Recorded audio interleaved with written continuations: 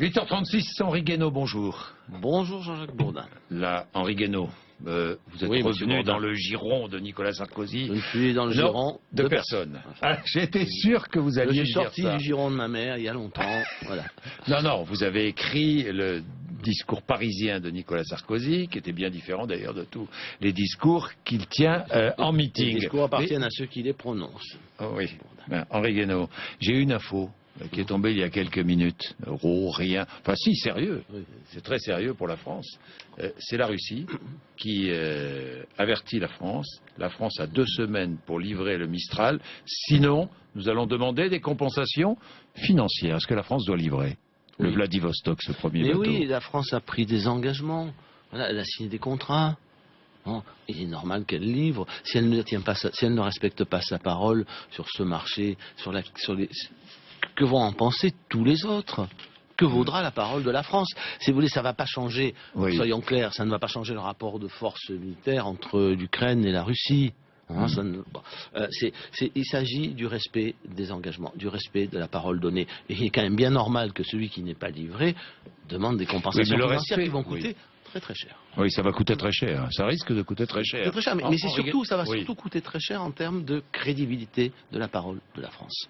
Henri Guénaud, on est, quelques mots sur l'Ukraine quand même, on est au bord d'une guerre, le risque d'une guerre totale dans l'est de l'Ukraine.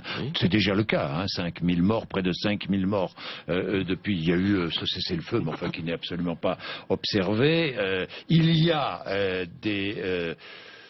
pas des soldats, mais peut-être du matériel, sûrement même du matériel qui vient de Russie, des chars notamment dans l'est de l'Ukraine.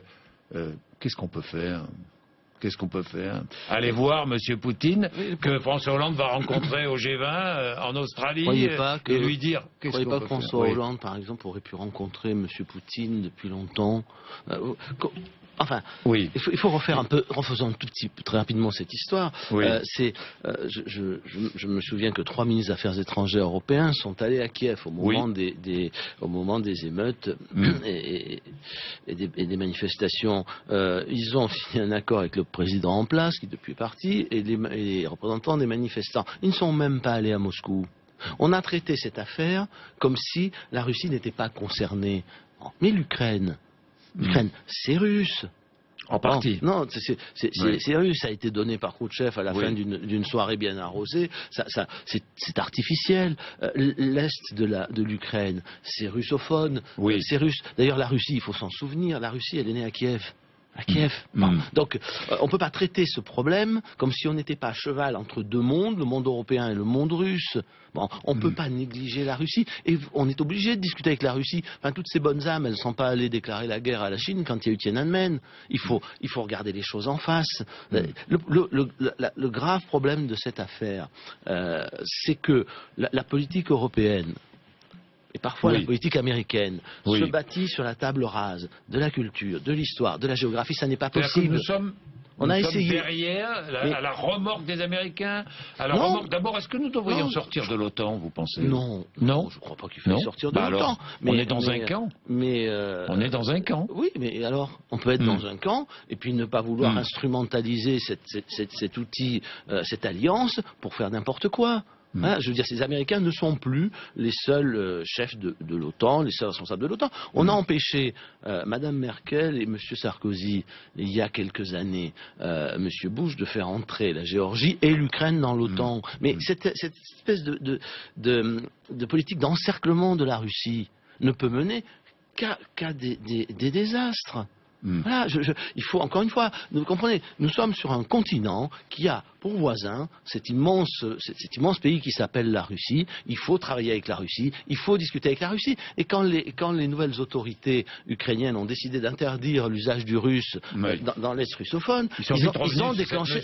Ils ont déclenché... Voilà, il faut se rappeler, c'est un pays qui a été fait assez artificiellement, c'est un pays qui, dans l'histoire, a été très peu souvent indépendant. Il a été partagé par les Polonais, les Russes, les Autrichiens.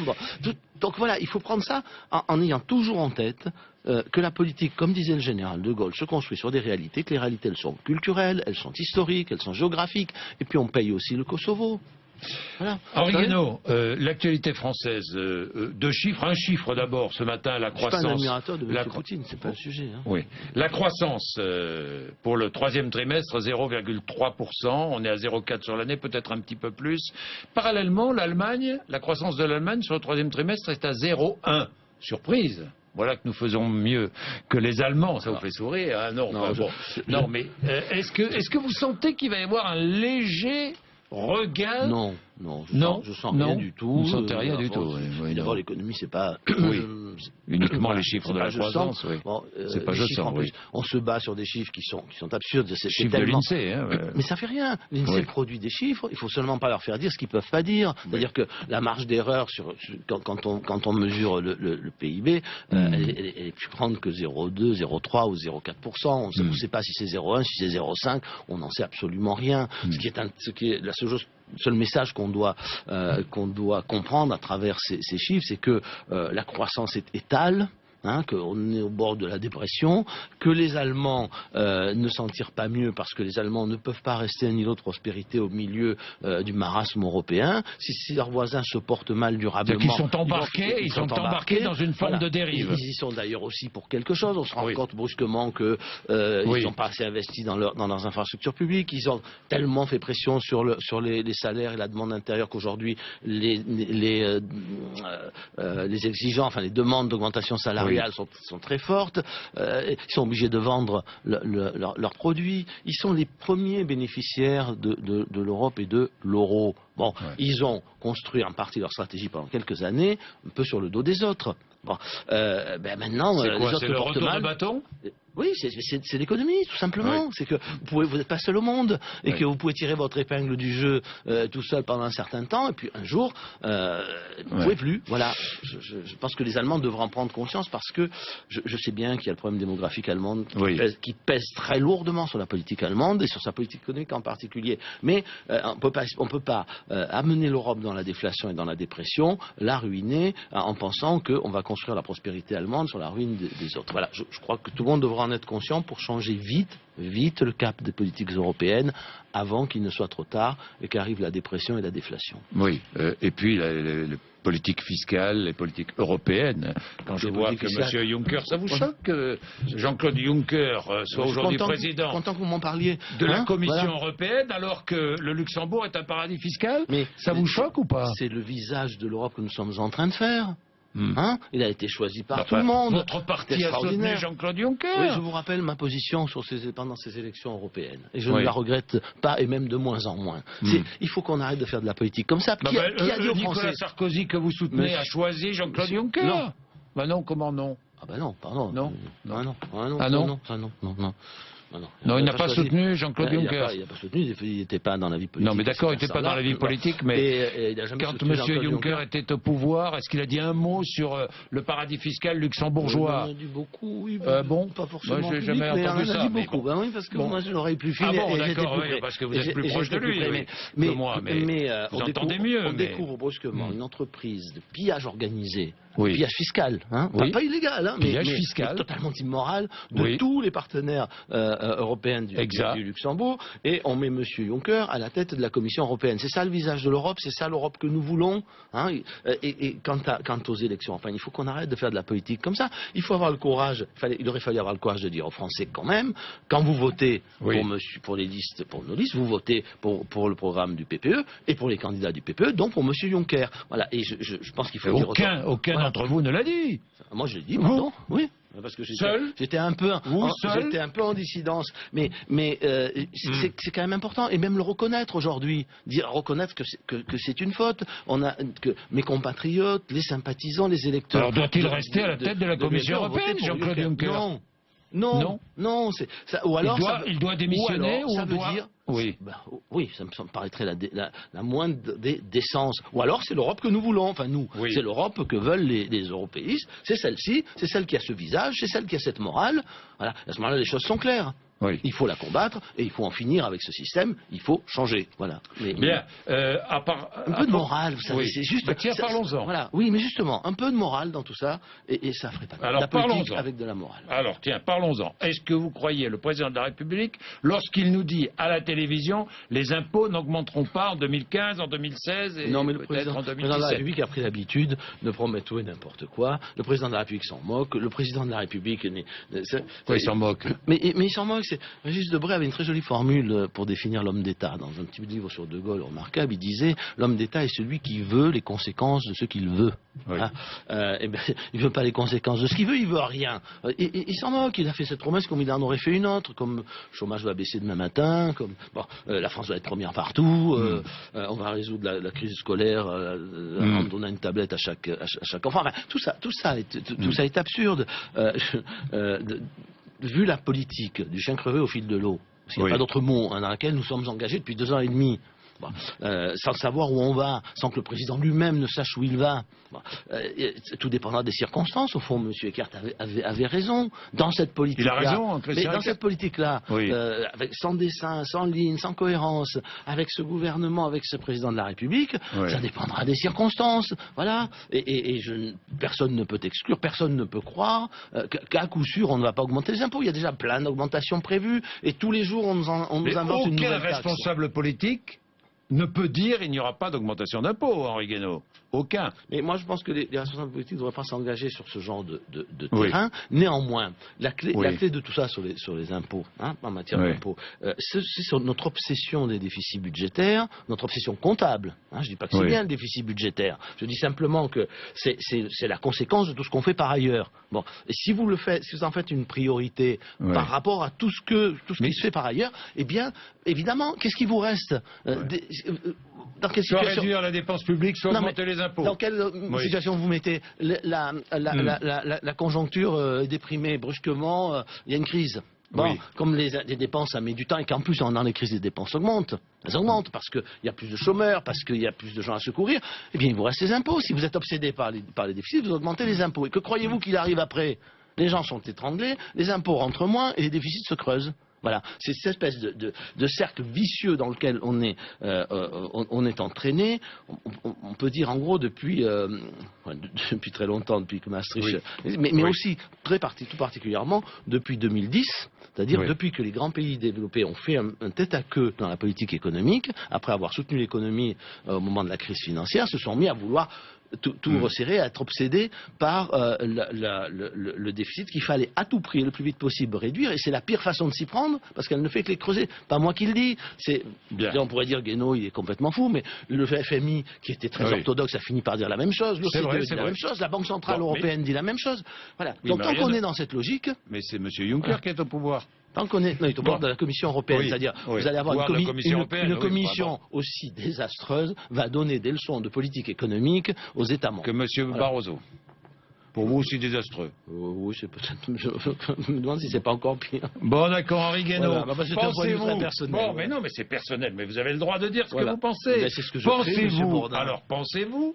Je change de sujet, que Bernard Cazeneuve et la direction de la gendarmerie ont voulu cacher la vérité sur la mort de Rémi Fraisse. Non, je crois pas. Moi, je crois pas au complot. Je crois pas à la malhonnêteté ni de Bernard Cazeneuve, ni à force de la gendarmerie. Je suis effondré par cet accident, comme tout le monde. Je veux dire, un jeune homme qui meurt à 20 ans, c'est terrible. Simplement, il faut faire attention de ne pas en contre-coup de ce drame, mettre les forces de l'ordre dans une situation où ils seront encore plus exposés et ne pourront pas remplir leur mission. Pour vous, c'est une bêtise d'interdire l'utilisation des grenades offensives par les gendarmes, parce que ce sont les seuls à les utiliser. Je ne maîtrise pas assez techniquement le dossier. Je ne voudrais pas simplement que ces mesures mettent en danger davantage les forces de l'ordre et en particulier les gendarmes qui font leur métier d'une façon assez exemplaire. Il peut y avoir des fautes ou des bavures comme on dit, très bien, il faut les sanctionner,